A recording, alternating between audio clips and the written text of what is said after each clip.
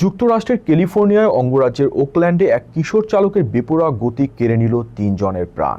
শনিবার রাতে international boulevard এলাকার সাধারণ পথচারী ও দাঁড়িয়ে থাকা গাড়ির উপর একটি এসইউভি আছড়ে পড়লে এই ভয়াবহ লাইভ দুর্ঘটনা ঘটে।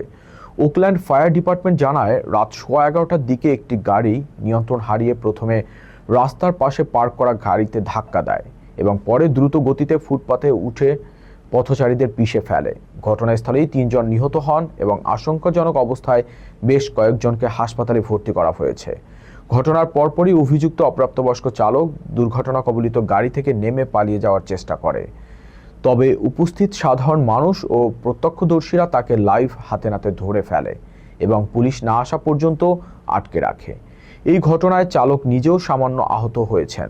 পুলিশ জানিয়েছে, চালক নাবালক হওয়ায় তার পরিচয় গোপন রাখা হয়েছে এবং ঘটনার তদন্ত চলছে।